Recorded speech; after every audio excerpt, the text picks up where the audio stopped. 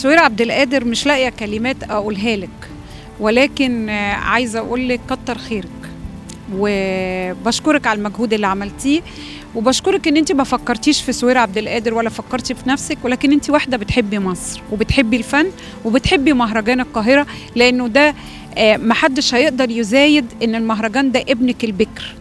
انت بتشتغلي في المهرجان ده بقالك كام سنه؟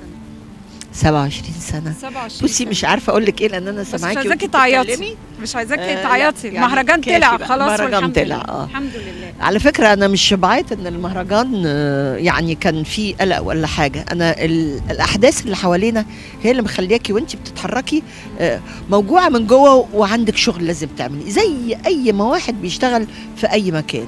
فهم لازم يفهموا إن إحنا ما كناش بنعمل ترفيه، ده ابداع زي ما انت قلتي دلوقتي، ده ابداع، ده شغل لازم نقوم بيه. انت كل يوم وانت نازله عشان تعملي لقاءات، هو انت داخله بتعملي ايه؟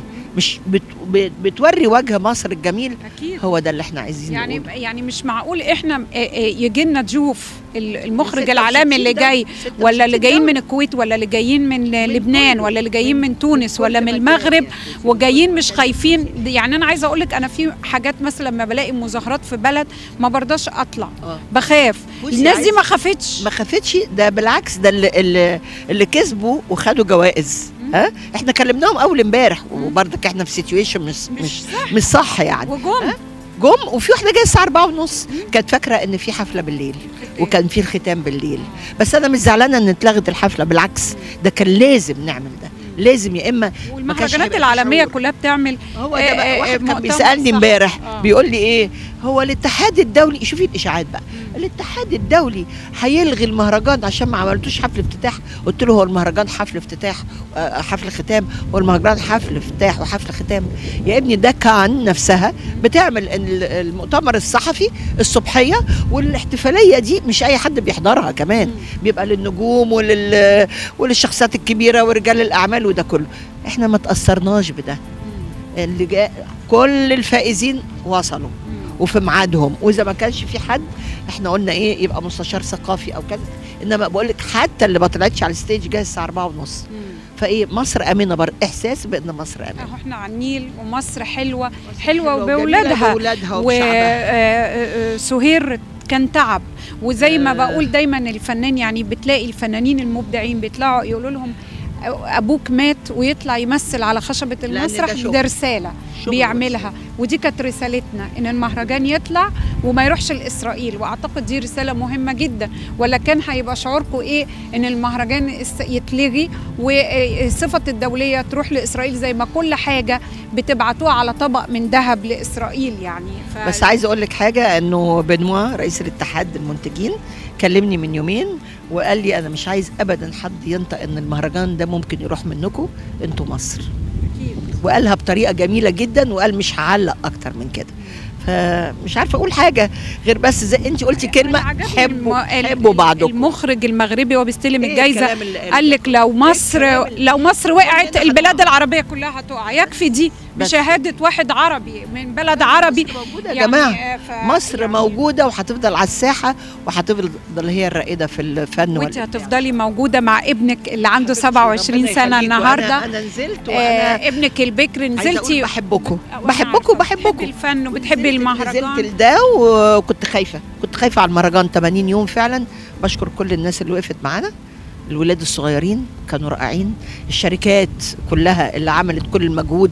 زعلانه من شركه معينه سحبت عربياتها، دي اللي بقول لها البني ادم يا ترى اهم ولا العربيات لما تتكسر اهم؟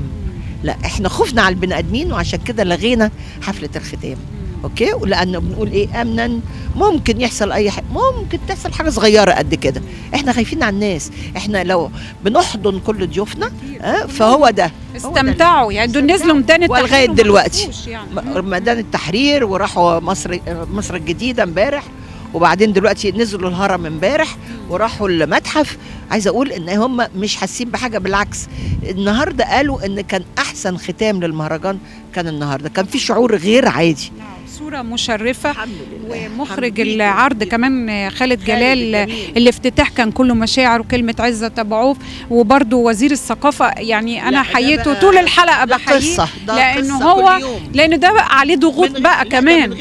وطلع المهرجان ما كانش هيطلع، ده كان عنده وساب لكم الحريه التامه ولا تدخل في ولا حاجه. ما كانش فيه رقابه. شكله ايه في الختام موقفه مع خالص. التصريحات اللي قالها كلها انه واقف مع الشعب كلبا وقالبا. شكرا يا دكتور. شكرا دكتور وزير الثقافه. من غيرك ما كانش هيقوم المهرجان ده. شكرا لكل واحد بيحب الفن. بس ممكن بقى اقدم لكم شخص قام معانا بجهد غير عادي.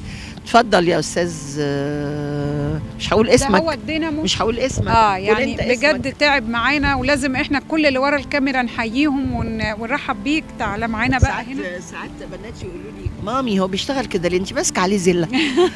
لانه بيشتغل من قلبه، بيحب. يعني احنا كلنا بنشتغل من قلبنا يعني بجد والله. هو احنا بنشتغل عشان مصر طبعا، وبنشتغل عشان احنا بنحب البلد دي، والمهرجان ده يعني بتاع البلد مش بتاع حد معين. انا عايزه بس تقول للناس الدور اللي ورا الكاميرا اللي كنت بتقوم بيه علشان المهرجان. هو مفيش دور معين في كل حاجه بيه بلس ان هو بلس ان هو كمان يعني مش انا بس، هو في تيم وفي جيش شغال في المهرجان، فمش انا بس اللي بشتغل يعني. بس انا بشكر الناس كلها اللي اشتغلت في المهرجان بجد. عملت تحت سفح الهرم حفله فظيعه. انا عارفه انها جاهزه. احنا عملنا هي كل حاجه جاهزه تقريبا، وفي الاخر الشركه المنظمه او العمل اللي كانت دولار فيلم. عايز اقول استاذ وليد الكردي مهم طبعا. استاذ وليد الكردي يعني هو خسر فلوس كتير ولغى الحفله. بس عنده حاجه فوق بقى. طبعا. وخد ديسيجن في نو تايم ان هو قال مفيش مشكله يا جماعه، كل واحد ياخد فلوسه، بلس ان الاكل كله يطلع لبنك الطعام. يعني اساسا وليد الكردي يعني احنا كلنا عارفينه من خلال دولار فيلم، وفي الوقت اللي كل الشركات الانتاج المصريه انسحبت من الانتاج لانها مش عارفه تحط فلوسها في الوقت ده هترجع ولا لا، هو حطه، هو اللي بدخل الافلام، وهو اللي بينتج، وهو اللي ممشي السينمات، وهو اللي عامل اكتر من 5-6 افلام السنه دي والسنه اللي فاتت، وهو اللي دخل مهرجان كان بفيلم بعد الموقعه واسم مصر اتقال على ريد كاربت بفيلم من انتاجه. يعني هو ليه دور كبير. انا طبعا دايما كنت بحييه في كل حلقاتي وكل مهرجاناتي، لان كان كل فيلم بروح بلاقي هو المنتج لهذا العمل، فده مش جديد عليه يعني. وبنشكرك طبعا، ثانك يو بجد على المجهود اللي انت عملتيه. انا بشكرك. الجدع بتاعتنا. انا بحبك يا سهير، وانا بموت فيك. بحب مصر، بحب مهرجان مصر، بحب نجوم مصر، ومحدش هيقدر علينا.